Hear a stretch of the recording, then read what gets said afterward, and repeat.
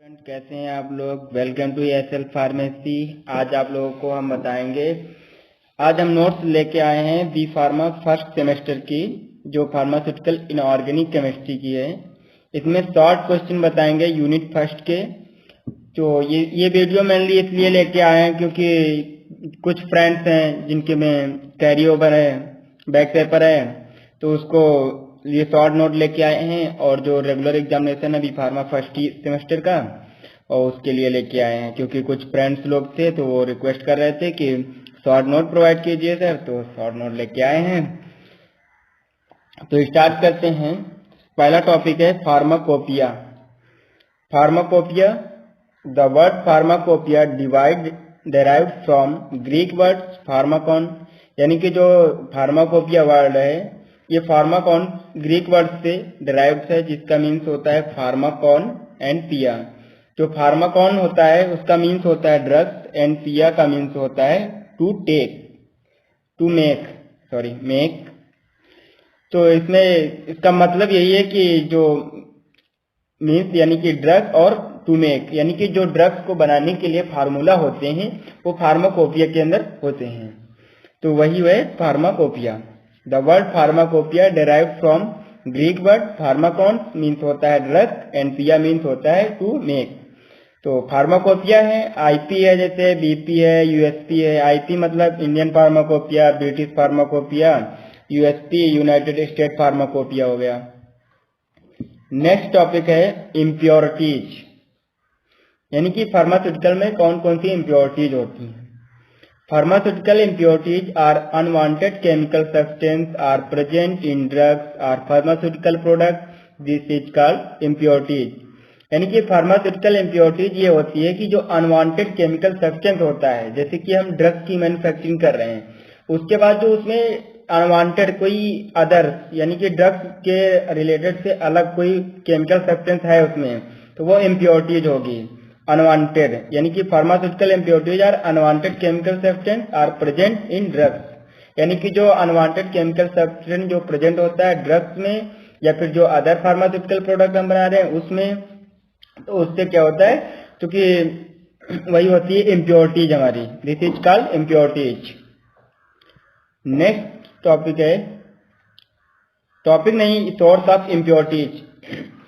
कौन कौन से सोर्स हैं इम्प्योरिटीज के, जैसे कि रॉ मटेरियल यूज करते हैं, जैसे कि हम ड्रग्स बना रहे हैं, ड्रग्स के बनाने के लिए जो मेन प्रोडक्ट लेते हैं रॉ मटेरियल, वहां से जो इम्प्योरिटीज हो सकती है। Reagent employed in manufacturing process.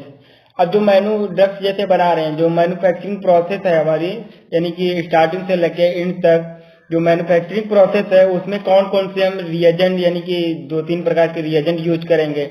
जो जो रिएजेंट यूज करेंगे उसकी वजह से, जो मैन्युफैक्चरिंग प्रोसेस में रिएजेंट यूज करेंगे उससे इम्प्योरिटीज हो सकती है।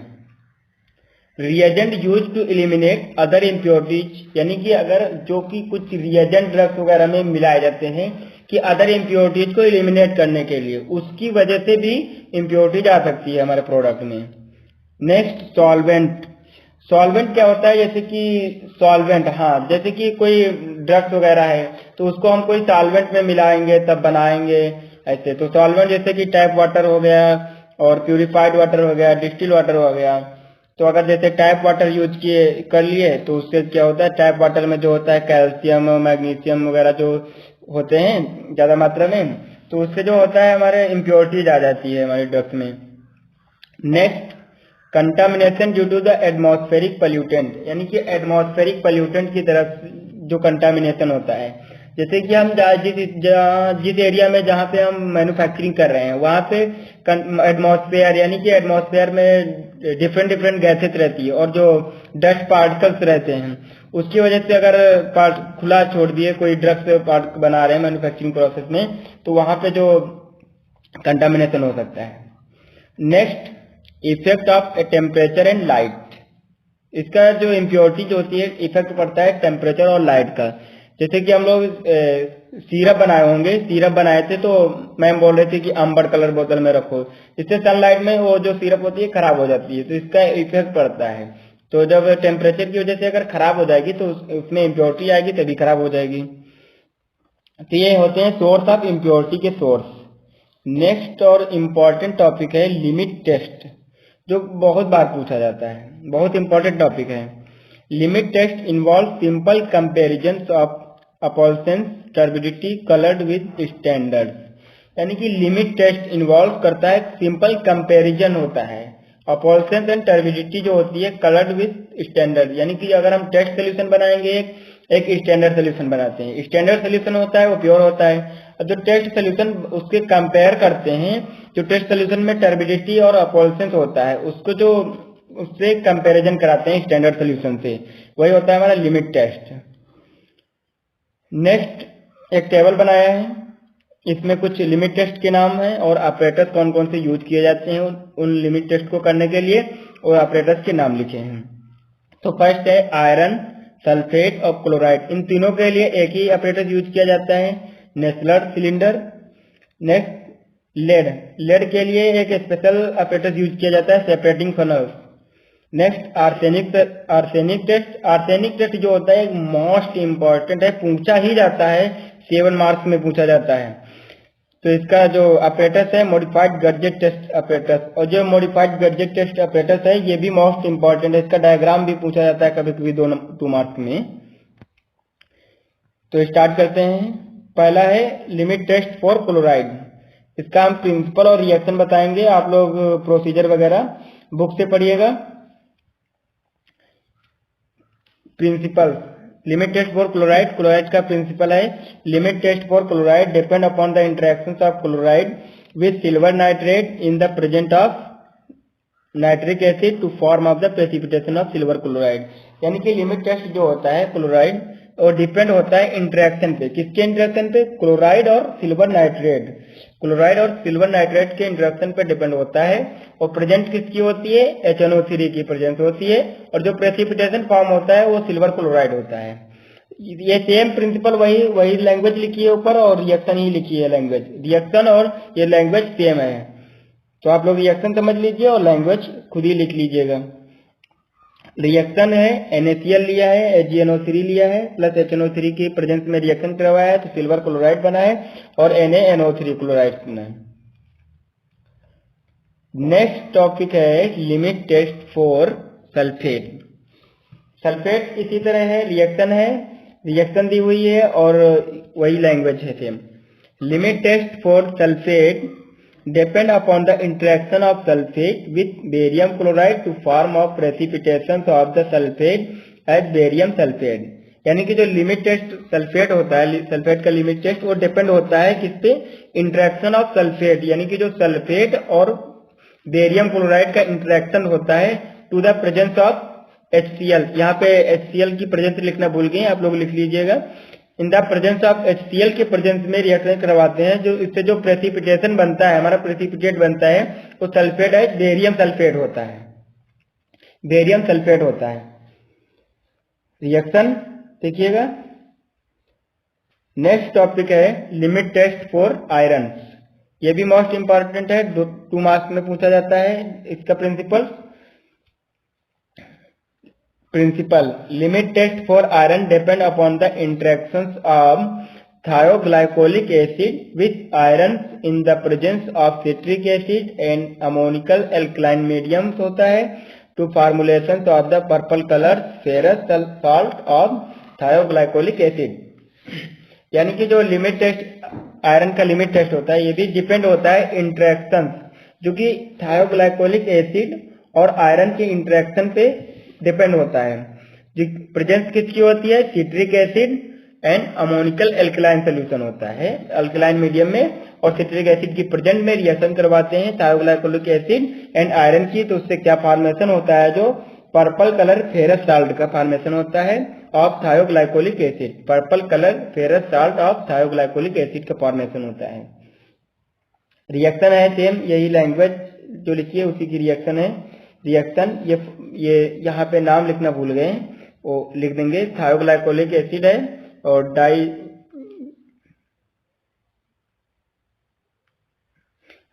जो इंटरेक्शन हो रहा है थायोग्लाइकोलिक एसिड है और आयरन की रिएक्शन करवा रहे हैं, सिट्रिक एसिड और अमोनिया है, अमोनियम एल्कलाइन सोल्यूशन लिया है यहाँ पे प्रेजेंस में, और जो ये बन रहा है फॉर्मेशन हो रहा है ferrous salt of thioglycolic acid का।